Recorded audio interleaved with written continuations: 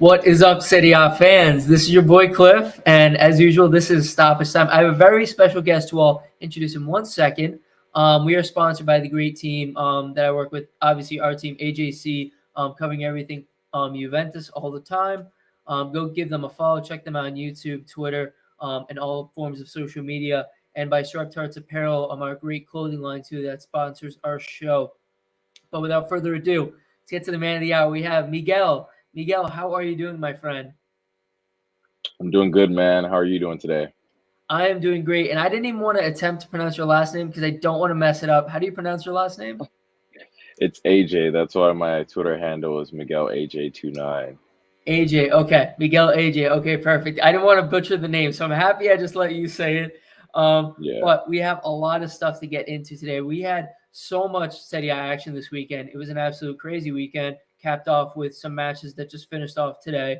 But we'll get into the first one. You are a Milan fan, so we have to talk about that match. A 2-0 victory over Atalanta, and it was all Milan. It was all Milan all the time. They were absolutely dominating this match. Really didn't give Atalanta a sniff in this one.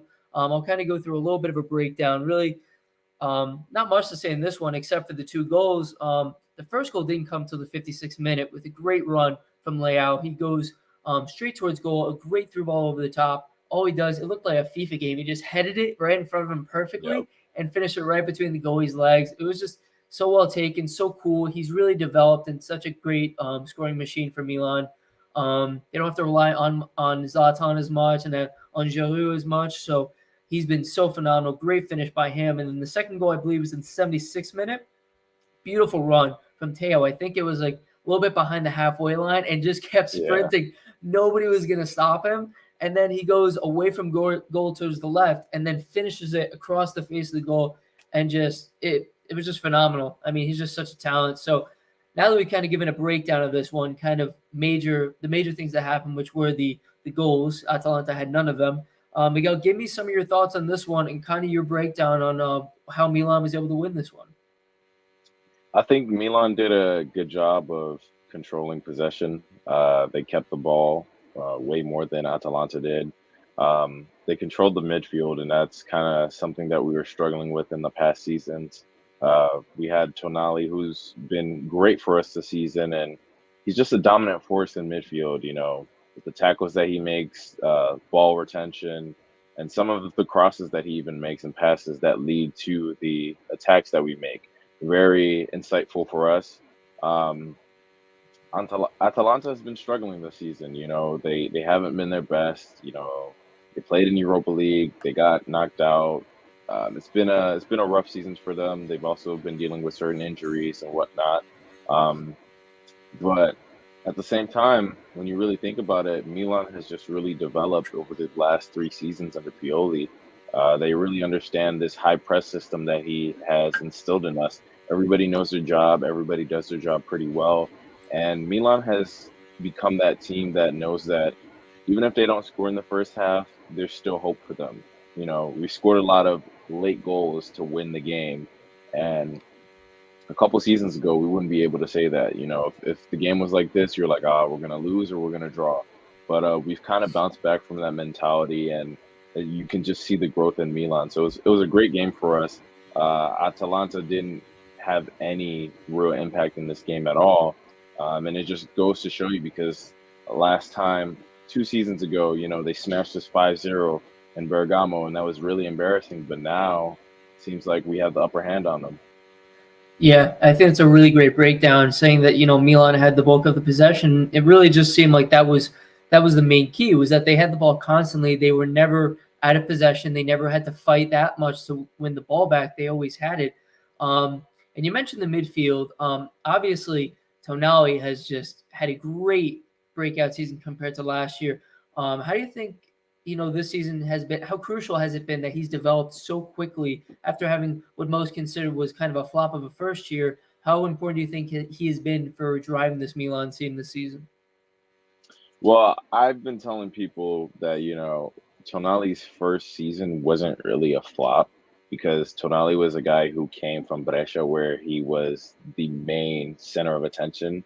And he Mhm. played a different role than what he played at Milan. He was more the attacking player, He facilitated things, and now at Milan, he's being told be a defensive midfielder. Get the Yeah. ball back and just push it up the field. Don't attack. Don't try to create chances and opportunities. Don't get me wrong, he does that, but that's why he kind of struggled his first season. And then in his first season, he wasn't getting consistent playing time. It's the same Hmm. thing as Ismail Benacer when he first got to Milan. First half of the season was really poor for him. Had a lot of trouble, yellow cards. He had like 14 yellow cards or something like that. And then he got consistent playing time, and he just got more comfortable and got better. And that's exactly what happened with Tonali this season. Our big three midfield is Kessie, Tonali, and Benacer. Now we have a couple rotational pieces, but when you get that playing time consistently, you get more comfortable. And a lot of people don't realize that, soccer is a sport where you need confidence. Players who don't get time don't have that much confidence. There's very few players that, don't get playing time and get confidence, like Gareth Bale, for example. That guy, you give him opportunity and he's just ready to step up. But many Yeah. players thrive off of confidence and, getting playing time. And that's where you see the growth in Tonali because he's had that playing time to build and grow in confidence. Yeah, 100%. I think you explained that perfectly. I was saying that when he came originally from Brescia too, that it's a development. He's not going to be. Everybody was saying Pirlo. He was going to be Pirlo in his first season. That's not what he's going to be his first season. You need to allow him to develop. Let him become his own player too. You can't expect him to be a certain player because then that puts these expectations that are really unattainable. Because Pirlo's one of a kind. There's not many Mhm. players of that ability that have ever played the game. So you can't put those expectations and expect that in the first year. But this season, he's been absolutely phenomenal. And like you said, if you get that consistent playing time, you're definitely going to see improvements. That weighs heavy on players when they don't get playing time, and it definitely kind of gets them down. But then when they get that rhythm, it really allows them to kind of build on momentum and get that form that they need to continue throughout the season. And that confidence is huge. And I guess another player I really wanted to mention in this team that's been so crucial, Tomori. He's been so crucial at the back. How is his, arrival into this team, and how is his improvement every match really made an impact on this Milan team? I'm actually a Chelsea fan, so I kind of watched the development of Fikayo Tomori Okay. under Frank Lampard. He's an excellent defender, very aggressive, has pace, um, great with headers. That guy, he's kind of like Cristiano Ronaldo, but in a defender form, if you ask me. Um, But yeah, I saw his development at Chelsea, and it was a bit strange. He wasn't getting playing time, and we got lucky. We really needed a young defender, and we got him on a steal. And as you can see, this guy's debut, he was thrown in because somebody got injured, and he just stepped up to the call. He was ready and willing, and that just goes to show you how people are just willing to step up. Young players who are hungry. We saw, I saw personally that Tamori had promising talent. The guy played in the Champions League squad. Chelsea won the Champions League, and it was just phenomenal. And now he comes to Serie A, a really hard league to defend against, attacking players. You've had players come to Serie A and tell you this is the hardest league to score in, and he's just adapted. And I think that, him having Alessio Romagnoli and Simon Kjær as, the two guys that, took him under his wings, like, hey, you're really good, but you need to work on this. Let's communicate on this. Last season, in his first season, you saw that him and Kayer would always communicate whenever they were paired together, and I think that really helped his growth. And we've seen how immense he has been this season as well. Yeah, 100%. And I think you hit on such an important point is that I think Milan's really developing this nice culture of, they have their youth, but they also have a combination of veterans as well. So I think it's a really nicely balanced mix. We've mentioned this at nauseum since it's been announced. The UCL final has Liverpool and Real Madrid. Their average age is like 28, 29. So you don't Hmm. build a team just based on youth. You need to build with veteran players, everywhere from 20s to mid or late 30s, like you have Zlatan and Giroud on that team. Um, so yeah, I think we've covered Milan enough, but I think you've given us some really great insight on that team, and we'll discuss some more players on that team later. The next match I really want to get into just briefly, Roma Venezia. It was a 1-1 scoreline. That was a Yeah. wild match. This obviously is going to kill Roma's chances to secure a top six spot. So when you see this result, Miguel, what do you think Roma's going to end? Where are they going to end this season with? Because this is not a very good omen going into the last match day weekend. It's not good omen, but again, this is Serie A. Anything can happen. I've been saying this since day one. You Mhm. never know what's going to happen.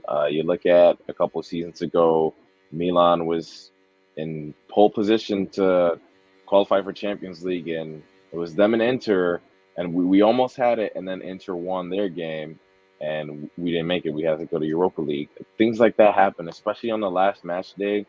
You look at last season where Napoli missed out on Champions League because they were unable to get the result. Anything Mhm. can happen. Yes, they're not in pole position right now, but if somebody doesn't step up on that last match day, anything's for grabs. And I think that Roma has just been a team that's really inconsistent. You know, it's great for them. They made it to the Conference League final, and hopefully they win some silverware in that final. But they still have a lot of work to do. They're very inconsistent. I feel like they need to get rid of certain players. They have a good base. Mourinho knows who he wants to use, who he wants to develop, but there's certain players that are just there, and it's like, what are you going to do with them? Are you going to ship them out? Are you going to keep them? Like, what are you going to do? And I think that Roma is just like Milan a couple seasons ago. They're a really Mhm. young team and they just need to grow. They need some guidance from, older players, and they just need to build chemistry together, and it'll all fall down into place. And I think that Mourinho has a really special project under his hand because you can see the potential. You've seen some games where Roma has just come out, and you're like, wow, Roma's actually playing today. And then you see other games like against Venezia, you're like, Roma, man, like, come on, like this is a team that's getting relegated. Why can't you beat them? Yeah, that's such a good point. And for me, I don't know about you, but I think my philosophy is always you need to have one like the straight line. You need one of those like backbones. You have a guy in Tammy Abraham at the top. You have your midfielder in Pellegrini. Then you have your defender in Mancini. You have that lineup 1, 2, 3. A guy in each phase of the game that can command that area of positions. And I think they just need to continue building because Tammy Abraham, if he didn't hit the post so damn much, he'd have so many more goals. He's such a prolific striker. He's so good. And if you're a Chelsea fan, you know darn well how good of a striker he is. He's got so much potential, and we've already seen it this season. I really hope Chelsea doesn't pull the plug on that with the transfer. I think it was an 80 million buyback clause. It's great Yeah, for I Roma believe if they get so. that money, but like he could be so prolific if he stays in this league. And like you said, I think Roma has the building blocks and they are very similar to Milan a few seasons ago. They just need to keep building. I think a perfect person to bring into that team would be like a veteran center back to pair with Hmm. Mancini, like a Romagnoli and a Chedby, a player of that type. I don't think a Chedby would go from Lazio to Roma, but I don't know. There's been some animosity between him and the fans, so you never know. Something could happen. He could cross enemy lines. We never know. This is We've Serie seen A, it like you before, said, it's yeah. very unpredictable. But yeah, I think that's a great. You brought up some great points on that match, and I guess we'll get into the first of the two matches today. I'm going to start breaking down in the last one they talk about. But Sampdoria Fiorentina. Sampdoria just absolutely shocked the world and beat Fiorentina 4-1. And just to add insult to injury, there was a red card at the end of this match for, I think it was Kali, Sampdoria. Was it yeah. Sampdoria? It Omar was Kali, like yeah. it was so weird because like they were up. It's like there's no reason to get that red. But what were your takeaways? Because Sampdoria just seemed like everybody was firing. I think it was Thorsberg or no Hmm. Dorsby. Thorsby, and Quagliarella had some big goals. Um, Quagliarella is like ageless, man. He did this little dink chip Oh over the yeah. goalie. He's just so classy. But enough of me talking. Tell me what you thought of this match and what happened. What happened to Fiorentina in this match, man? Well, watching this match, Sampdoria just came out the gates running. They had a mission and they made it clear that they were trying to win this game. Um, the first half, there were so many shots that were blocked by Milinkovic, in Fiorentina's 18-yard box, and you're like, wow, like Sampdoria is really pressing on Fiorentina here, and they really just couldn't handle the pressure. Um, Mm-hmm. on top of that, you have Candreva on the wing. He's running into the box, crossing in there, and occasionally he'll get a shot off. And Fiorentina just couldn't contain the pressure from Sampdoria. And eventually, Sampdoria got a goal, and it just led to more goals, and Fiorentina fell apart. Fiorentina, again, similar position as Roma, inconsistent. Great coach. You see the potential. You see some games where you're like, holy smokes, like Fiorentina, you got something on your hands here. And Yep. then you got games like today where everything just crumbles because again, you have young players.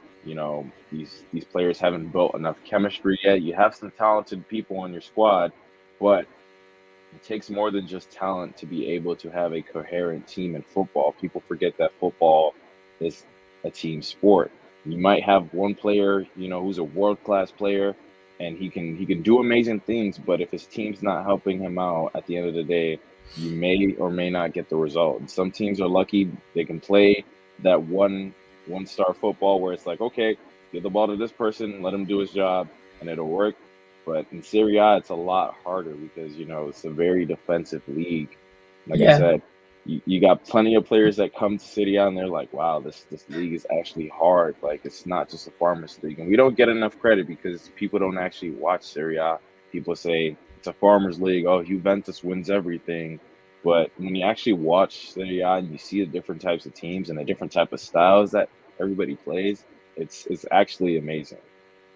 See, this is why we have Miguel on, because he knows ball. If you look at Serie A as a whole, you see that this, and you're 100% right, the defending is really good. I think tactically and from a tactical standpoint, in terms of technical ability, I think Serie A is easily one of the top leagues because you see strategically, it's always like a mind game between the coaches. It's always a chess Hmm. match. It's not just like Prem, and no disrespect to Prem, it's a lot of sprinting. It's a lot of like physicality, just a lot. I think of it like a track race. It's just Yep. it for me. It's not enjoyable to watch. It's not my cup of tea. I didn't grow up on the Prem, Hmm. but some people like it. But I don't think that means you dog on another league like Serie A because the style is different. Maybe it's a little bit slower paced. And being a Juve fan, I know how slow paced football sucks. But sometimes sometimes it can be methodical and still be good football. It doesn't have to just be passing it back and forth and being slow and boring. It can be enjoyable as well. Um, but going off of that, Sampdoria Fiorentina. Let's get back to this. You made a point that this team had a lot of different parts. Sorry, I'm getting Hmm. distracted. I hear noise in my house, so I get distracted. But You're that's good. okay. That's why we're live. Things happen. But so you look at this team. You said everybody is a different part of the puzzle and needs to come together. This whole front three is like new players. Nico Gonzalez Hmm. just came in. You had Cabral just come in to replace Vlahovic. You have Callejon is Icone, I think who would you say? Icone. Icone, exactly. Icone, Piontek, these guys are all new to the team. They're playing well, all things considered, but they need time to gel because Icone is a phenomenal player, very technical, pacey player from Liga. And then you have Nico Gonzalez, who I think has been one of the best transfers this summer to Fiorentina. And then you have Cabral, who's low key become pretty good for Fiorentina since he came over from the Swiss league, but he's obviously not Vlahovic. That's a given. Right. But I think he needs time to develop into this team. But I think next year, depending on where Fiorentina finish, I hope they finish in Europe. We'll ask you that in a second, what you think. But give them another year. I think this team looks even more cohesive, and I think you see Fiorentina get a lot more results. But Yep. off that, what do you think? You mentioned Roma before. Who do you think finishes higher in the table, Fiorentina or Roma? Honestly, I don't know who will come on top because it's really just one of those things as who wants it Mhm. more on that last match day. You know, Fiorentina, like you said, they have great talented players, and if they gel and they really come to fight like they did a couple weeks ago, they can do it. They can pull it off. Same thing Mhm. with Roma, they have the Conference League final. Like, are they going to use that as the momentum to propel them to get, back into Europe once again? Or are they going to bottle the job and just, take the Conference League final and say, hey, we won a trophy this season. That's it? And Roma gets bullied a lot because they haven't won a trophy in a long time. So hopefully, hopefully they can get a trophy. But if Yeah. not, it's going to be detrimental. But it's one of those things like if Roma doesn't make Europe this season, all they focus on is getting the results for qualification for Europe this season. And that can be a blessing. That's what happened to us last, well, Yeah. not last season, this season, because we got knocked out of Champions League, and we're able to just focus on that. And now we're Scudetto contenders at this point. Yeah, and that leads me to another question. For Fiorentina and Roma, does it benefit them more not making Europe from a standpoint that they can push more for top six or top four even, and they can kind of focus on one thing, or do you think it's kind of a detriment because they don't have the ability to play in like multiple things? They don't have Europe and domestic, and it doesn't look as good. What do you think? I think personally, if you ask me, it would benefit Roma more than Fiorentina in my eyes because Hmm. Roma has the potential to be a powerhouse, a top five, team in the league.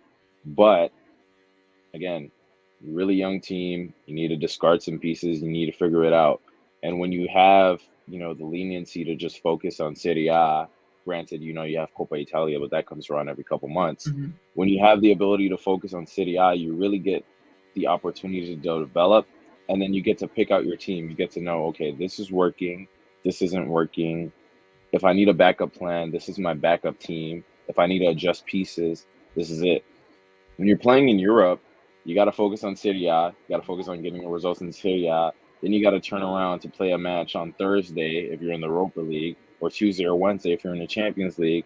And it's completely different tactics because you're not playing against an opponent that you already know and their tactics. You got to do your homework. It's different, adrenaline, not to mention, you're traveling to a whole different country. You're not in Italy anymore. So personally, I think it would really benefit Roma if they don't make it into Europe. They really get that season to hone in and actually develop and build that chemistry. And then if they qualify for Europe that season after, they'll be good to go for that. They have the Yeah. chemistry, and then they've built something, and they'll be good. Fiorentina, on the other hand, they're not really known for being in Europe, so them qualifying for Europe would be great. They go to Europa League. Yeah. If they make it out the group, it'd be great for them, great experience. But you don't expect nothing more than that. For Roma, they have bigger expectations because they have Mourinho at the helm. He's a guy who wins trophies everywhere he goes. Hmm. So it's more for Roma than it is for Fiorentina. So if Fiorentina qualify for Europe, it's an easier gamble for him because Italiano, he's never played in Europe before. This would be his first time. So less pressure for him, more pressure for Roma. Yeah, 100%. And I think there's an interesting scenario, if I'm not mistaken. If Roma win the Conference League, don't they get an automatic bid into Europa League? They do get an automatic bid to Europa League. So that's another piece of the puzzle. They might not qualify in terms of the top six, but they might, or whatever it is. I don't know if it's top five or six. I always forget, but they could It's qualify if they win the Conference League.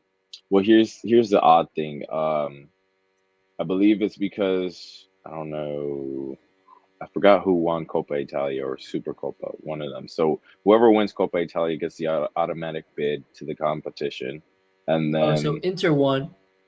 exactly, so they get the automatic bid. But because they already qualified for Champions League, whoever's next in the table gets that automatic bid, right? And Okay. then if Roma wins the competition, they get that automatic bid as well. So that Okay. would cancel those two out. So whoever's down the table next gets that automatic bid as well. So that's the interesting scenario that we have on our hands here. So it could be multiple teams that qualify for Europa League this So I season. have like 7 teams in Europe or something like that. Exactly. So it's really Wow. interesting. I do hope that it plays out where everybody does qualify because it'd Hmm. make it interesting and it'd be great promotion for Serie A. But we'll see what happens. How cool would that be to say like almost half of your league gets to play in like Europe? That'd be so cool. It would be amazing. That's awesome. We can watch Serie A almost every match day on Tuesdays, Wednesdays, and Thursdays. We can watch all the different European leagues. I love that. It'd be great. Okay, now we have to get to a little bit of a somber note for me, at least. The Juve Lazio match. We saw the leaving of two legends. One legend of two legends of Juventus, and then one legend, one icon of Italian football. Hmm. Chiellini, and Paulo Dybala both are going to be leaving Juventus. It's reported that Chiellini is looking to potentially go to MLS. I think LAFC is one of the teams. We also have Paulo Dybala. The teams that have been spoken about: Atletico Madrid, Inter Milan, which Juve fans are praying doesn't happen. And then there have been some talks about, other mysterious clubs that might make a bid for him. But we'll talk about in a minute that. The match itself, we had a really early goal from Vlahovic. Great goal from him. Get his confidence up, get this team going. Then the 13th minute, or 17th minute, excuse me, Chiellini came out to a huge ovation. Everybody got emotional. I was teary-eyed. It was crazy, crazy times. And then the next goal, I believe, came from, oh Morata. man, who is it? Morata. Morata. I already forgot. I just watched the match and I forgot. But Morata hit a great goal. He did. Now that you reminded me, he did like a little pullback and then he scooped the ball forward and then he just hit like a rocket back right corner on a curler. It's absolutely beautiful. And then I was like, oh man, we're going into the second half 2-0. We're doing pretty good, but never. There's no lead ever safe with Allegri. He loves to sit back and do some stupid stuff. So Lazio pulled two back on us. The first one was from. You're gonna have to remind me. Who is it? Patrick. Oh yeah, Patrick. That was a wild goal. But Patrick scored the first one, and then I know who scored the second one was Milinkovic-Savic. There was like 1 second left, and he just got through just like a little bit of space. I don't know how he was that wide open, but he spoiled the party with 1 second left on the clock. He went top right corner on Perin. Perin had no chance. He was left for dead, and unfortunately, Juve comes out of this with a 2-2 draw, and Lazio luckily come out of it with a 2-2 draw. Keeps them, I think it locks them into top six, if I'm not mistaken, which is big for them. They're guaranteed to be in Europe in some capacity. And then we say goodbye to these two legends. It was very emotional. Obviously, you were an outside fan looking in. What were kind of your optics going into this one? How did you feel for these players? I don't know if you have a special sentiment towards either of them, but give me some of your thoughts. Yeah, it was a very entertaining game to say the least. I had a feeling that Lazio was going to score at the end, just the way that the game was, going and kind of that momentum shift. I know that I've been saying this for the longest time as well. A 2-0 lead in Serie A is the most dangerous lead you can have in that league because anything can happen within those next 25 minutes of having a 2-0 lead. Um, but yeah, I watched the ceremony of Chiellini. It was a bit emotional. Um, do I hate Chiellini? No. Do I dislike him because he's a Juventini? Yes, of course. Um, but he's a fantastic defender, and he's been doing it for such a great and long time. Um, I feel for the guy. He deserved to win a Champions League with Gigi Buffon, and that's kind of one of the things that's like, damn, great defender, and he just didn't get the opportunity to lift up that trophy. Um, Yeah. but he got a World Cup under his hands. He's had multiple And the Scudetti. Euro, baby. He got a Euro, 10 Scudetti in a row. You can't complain. He's had a great, great career, and he's going to go down in the history books at Juve. Um, Chiellini is one of the nicest human beings you ever meet. I watched the what's it called, All or Nothing Juve documentary, and Chiellini, he's a great guy. So it's very sad for him to go, but these things kind of happen. It's time for him to move on, and maybe MLS is calling his name, and it'd be interesting to see him in MLS. Yeah. As to Dybala, I don't know. I didn't think he was gonna get that emotional, but it Yeah. was kind of sad to see Dybala get that emotional. But it makes sense. He moved from Palermo, came to Juve, made a name for himself. He's had ups and downs. People wanted him out. People were criticizing him. Then he had to compete with CR7 when CR7 came. Yeah. But you can tell that, Dybala is truly attached to Juve. And I know that there's rumors and speculations that, he might go to Inter, but after seeing that type of emotion, I don't think that he would do that. Um, I think he's going to move on to a league that's outside of Serie A, maybe Prem, maybe La Liga. I can't see him going anywhere else. Those are really the two big Hmm. leagues where he would fit. I can't see him going to Ligue 1 or Bundesliga. I just don't think that fits his style. Um, but yeah, two great Juventini that are departing, and it's going to be a bit of a rough journey for Juve, trying to rebuild without Chiellini, who's someone who's been very instrumental just defensively and on the pitch and off the pitch. He's a great leader. That guy's been captaining for a long time. and he's one of the last of the greatest defenders at Juve to, depart. Now you guys have Bonucci, and it's going to be Bonucci and Elite. How is that going to work for you guys? I don't know, man, but all I know is I have a bunch of tissues. I had them ready because I knew it was going to get very emotional. Feel myself getting emotional. It's very difficult to talk about because I was very fortunate enough. It was the ICC tournament in 2017. I got to see the Juventus team against Barcelona back when they had Neymar, Suarez, and Messi. I got to see Buffon, Chiellini, Dybala, Higuain, Marquisio, all those guys, and it was just like it hit me now like that these guys are leaving, and I was lucky enough to get to see them. I know a lot of people can't say they got to see those players, and it hit me, and I was like, wow, this has been such a crazy ride because Chiellini's so iconic. Like you said, such a great guy, class act on and off the pitch. Um, I understood. You know, it's funny. He didn't get like he didn't. It didn't look like he got emotional. He was like just enjoying the moment. Yeah, It he seemed was like, just smiling, and I was yeah. like, dude, you're not going to shed any tears? Like, I think wow. because it was a bit. I think it wasn't that bad because he spent so much time there. Obviously, it's sad, but I think he knows he always has a home there, and he'll be back there Yeah. in some capacity as like a manager.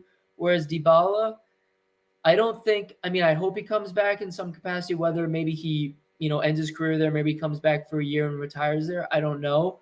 If he goes to Inter, Hmm. there's no way that happens. But like you said, I think he ends up somewhere outside of Italy. I think he ends up in La Liga because, obviously the language is a big thing. He speaks Spanish, a lot more comfortable there. I think Atletico Madrid is a place that might suit him Hmm. under Simeone, another Argentinian.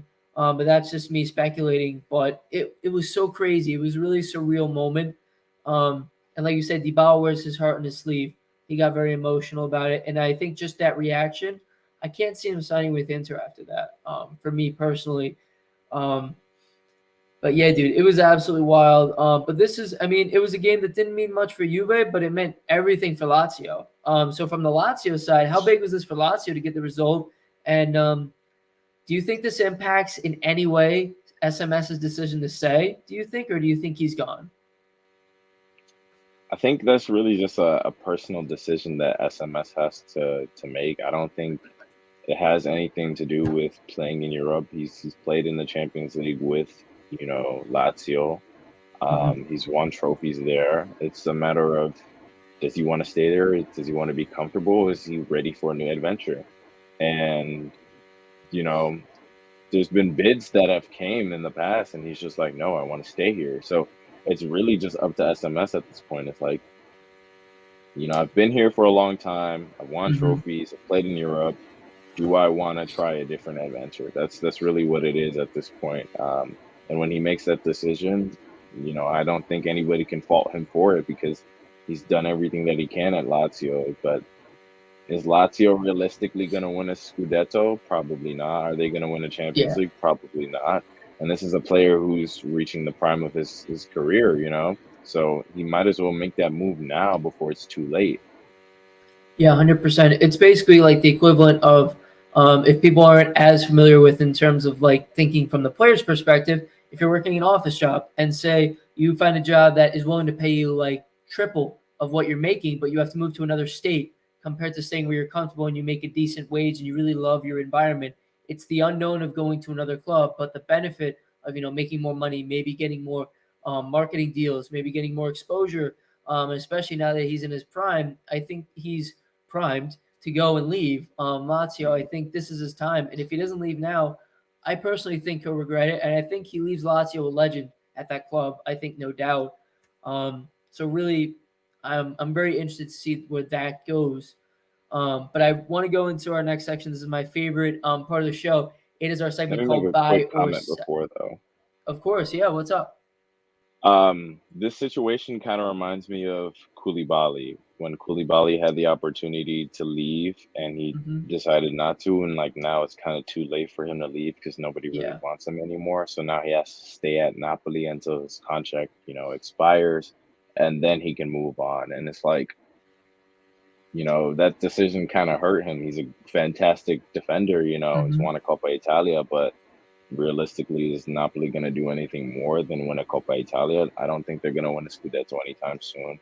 I can't see them going super far in Europe. I mean, they qualified for Europe this season, but how much better is this Napoli squad going to get while he's there? And he's in his prime now. His prime years are now. He's not going to make a big move. So, like you said, if SMS doesn't make that move, he's probably going to regret it. That's a great comparison. And now we're seeing Insigne moving. So what's in Koulibaly's mind? This is the freaking captain of the team, and he's leaving to get more money to go to a league where it's maybe not. It's definitely not as competitive as Europe, and Mhm. he's just going for the bag. He wants to get his kids more cultured experiences in other countries. Um, I wonder how Koulibaly feels. Like, does he maybe, like you said, regret that decision? Oh, do I want to be a Napoli player the rest of my life? I thought Insigne was going to do that, but clearly that's not. He didn't want to end his career at Napoli, so Mhm. at least that's what we think. He could end up going back, but at least as of right now, it's really interesting to think about what Koulibaly is thinking in his head, and I think that was a wonderful comparison. Um, so now we'll get to my favorite segment, buy or sell, where I give you some names of players and one coach in this scenario. And based on their recent performances and their recent form, would you buy or sell them?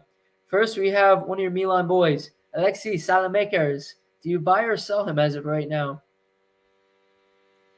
You know, Personally, I'm not the biggest fan of Salamakers, but he is a great rotational piece for any team. Is a guy who runs and works his ass off.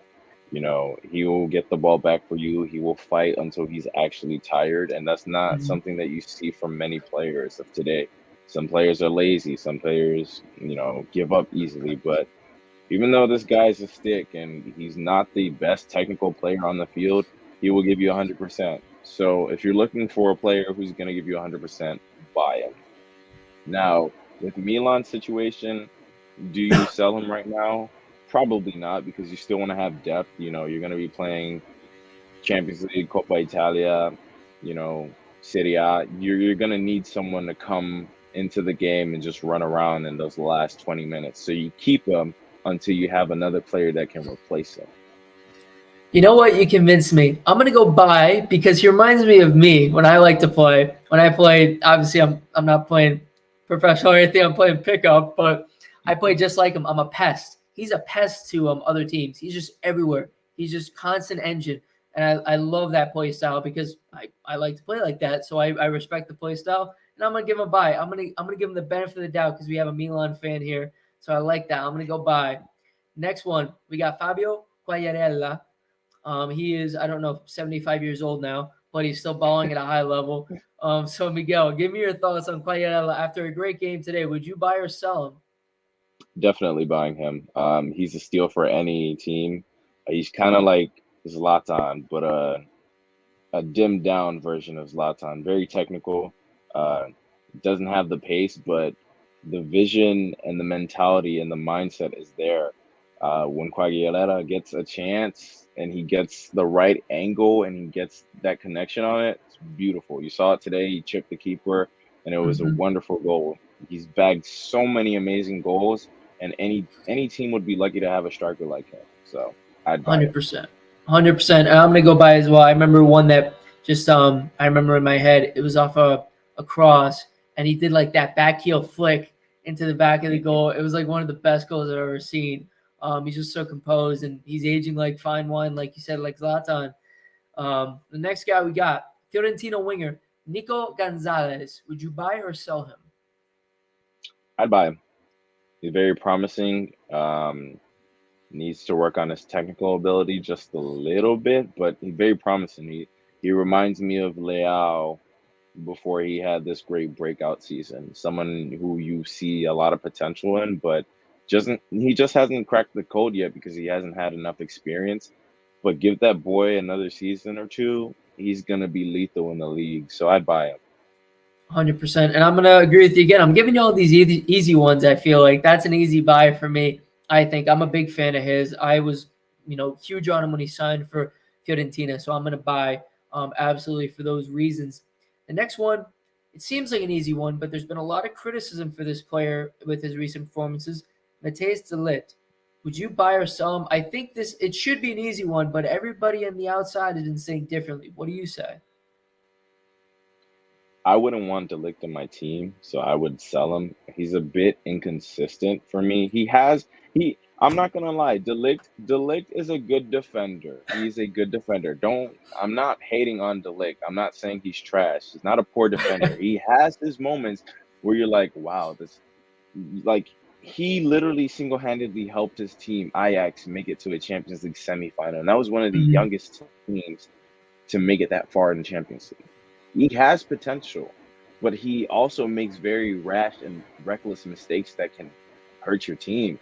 De Ligt has gotten so many stupid red cards and so many penalties that he's given away that he's just a liability. It's a gamble for me. It's a 50-50. You don't know if you're going to get world-class De Ligt or careless De Ligt one day.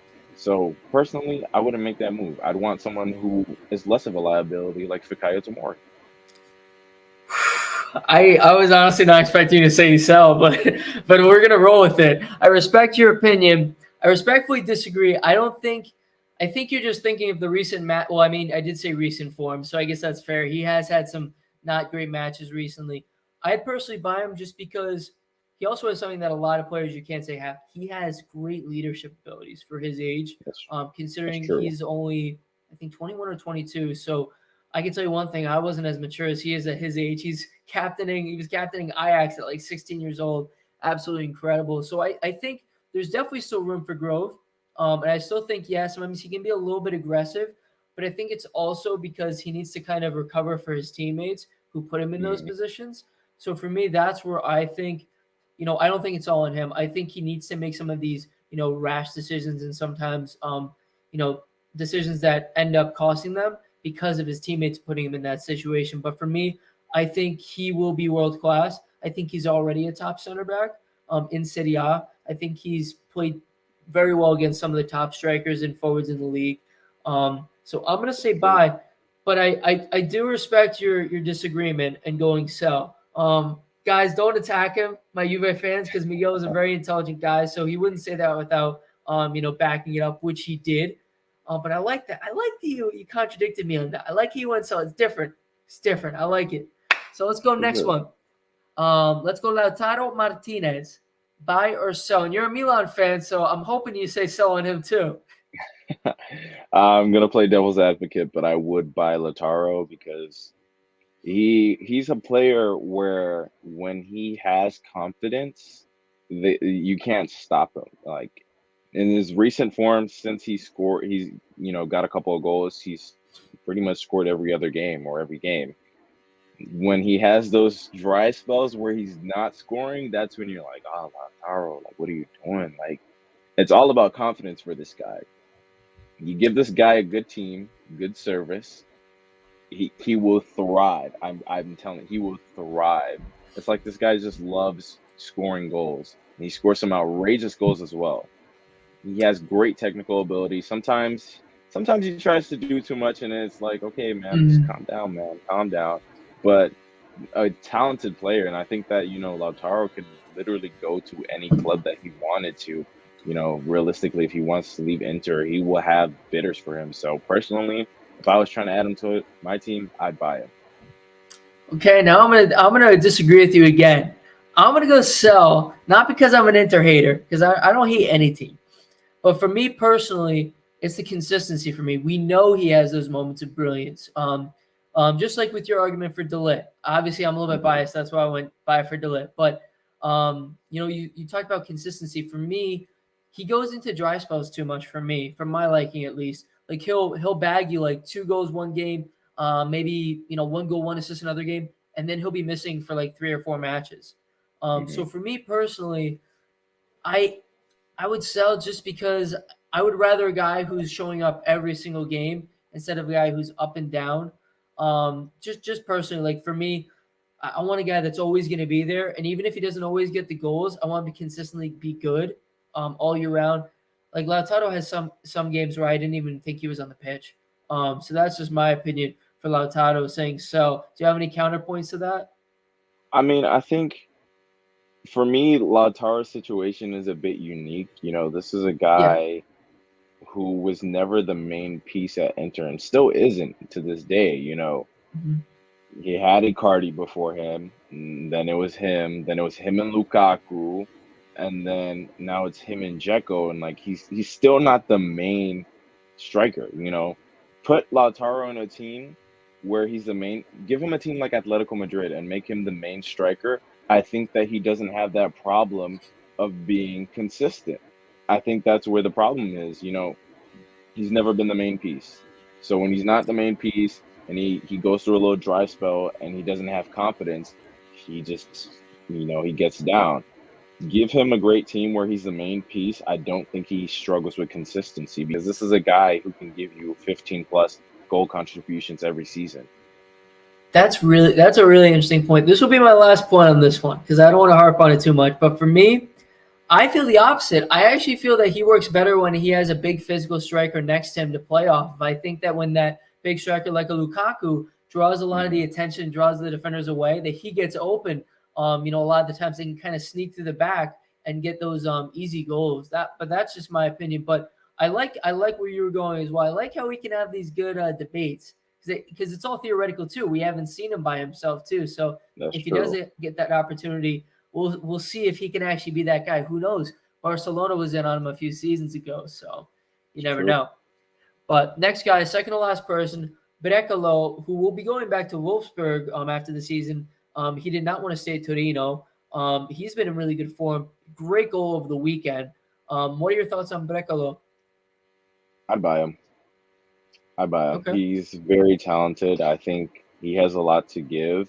He's still growing, but you can see how much players can grow when they have consistent playing time and they're in a good system that fits them. This is exactly what happened with Leao.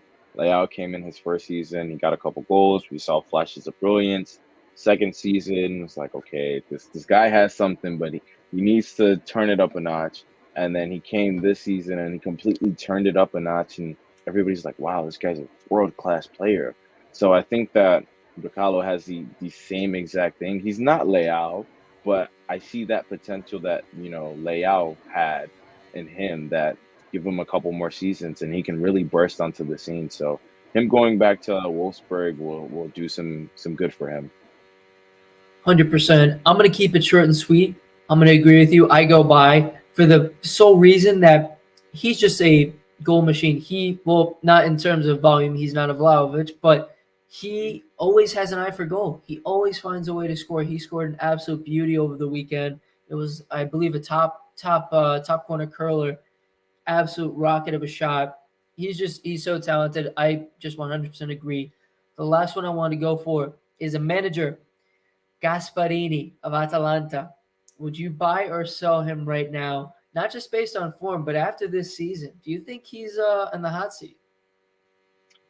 Personally, I would sell. I'm not really a fan of his tactics, and I don't really like the game plan and the game style that they play.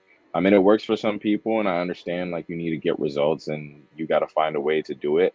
But I'm not really the biggest fan of his tactics. I'm not the fan of his coaching style. Um, we heard a lot of grumblings when Papu Gomez left and about how he treats his players. Um, Mhm. and I want someone who creates a team atmosphere, a coherent environment like Pioli has done.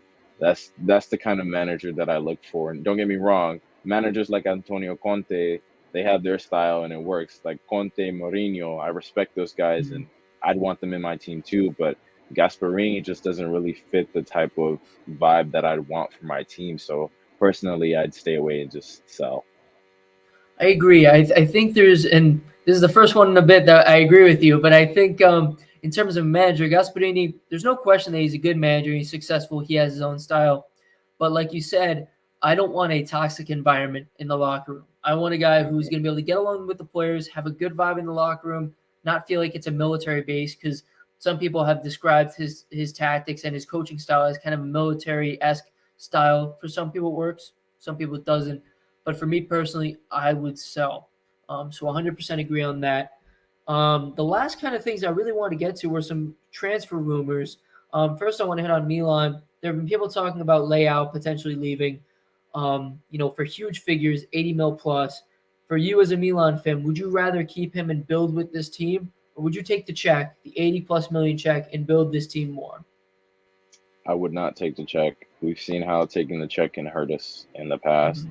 Mhm. Um, Leao isn't someone that you can just easily replace. I think he's a world-class talent, and if you let that go, that's a talent that you just let slip through the cracks. And we've seen that happen multiple times with other players who very talented, and they're just like it's the same thing that happened with Theo. Very talented, and Real Madrid was like, someone wants you, you can have them. And now Real Madrid is regretting that decision.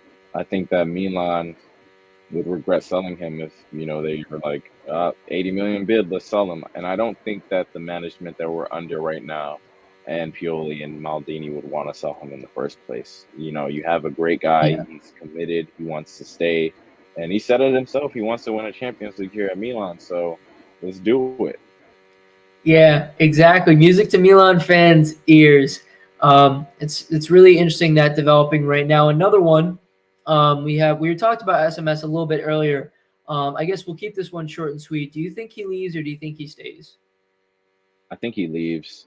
I think he just needs that next jump in his career. He's I wouldn't say he's comfortable, but he's comfortable in his environment. There's no real Mhm. adversity for him. There's no challenge. Yes, Lazio is not the easiest team to play because they're up and down, and that's also because they have Sarri, and Sarri ball hasn't really settled yet for them. It happens some days, and some days it doesn't. But I think that he needs that new jump in his career, and I think that if he moves to the right team in the right environment, he could really do some great things for his career. 100%. And I think he moves, and I think he ends up at Juve. And speaking of Juve, there's another prominent midfielder that's been linked to Juve. Paul Pogba has been linked to Juve. There have been reports today that he was a topic of discussion at Juventus meetings with Raiola's entourage of people who have now taken over for him since his passing. Um, I it's a really interesting situation because obviously Paul Pogba was phenomenal in his first stint at Juve. Juve made a huge profit for him, and then he hasn't done well at Manchester United. What say you, Miguel, about the potential bringing back and reunion of Pogba at an estimated figure of 10 million a season? I think it would only be a good move if Pogba is going to be a starter and he's going to get consistent playing time, and they're going to build a team that's going to work with his playing style. At Manchester United, the style that they play doesn't fit him. He's very uncomfortable if you can see it because he goes back to France, he plays with France, and he plays like a world class player. He plays at Manchester United, and you're like, is this Pogba? This is what we paid for? Pogba Yep. is a really great player. He's phenomenal, but he needs the right environment for him to thrive. And you can see it even in his body language. He's not happy at United. There's a lot of things that Yeah. it's probably gone on behind the scenes that we had no clue about. But for the most part, if he goes back to Juventus and they can create that same atmosphere, granted, they don't have the same people on that team, but they can create that same atmosphere that he was in when he was first here, I think he can do great things and he'd tear up the league. Great publicity for Serie A once again. So I'm all in for it. I For me can't see him personally, I really going to 100% agree PSG. with you. And the reason I agree with you is the two different systems. Manchester United plays a double pivot, which puts a lot of responsibility on Paul Pogba to defend. He is Hmm. not naturally, he is a decent defender, but when he is responsible for that much pitch, he does not do well. He needs someone to do a lot of the work with him.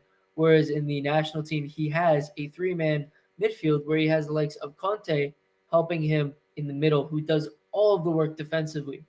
So depending on Exactly. whoever it is, whether it's Locatelli, Pogba, McKennie, Loca, Zakaria, Pogba, I think either one of those formations and either one of those lineups would suit him perfectly because one of the guys is going to have the defensive responsibility.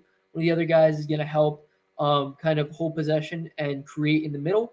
And then Pogba is going to get to go forward and help the attack and create offensive plays and kind of dictate, kind of going to be replacing Dybala in that respect, kind of dictating the action around him and kind of orchestrating everything in the front three and in the attack.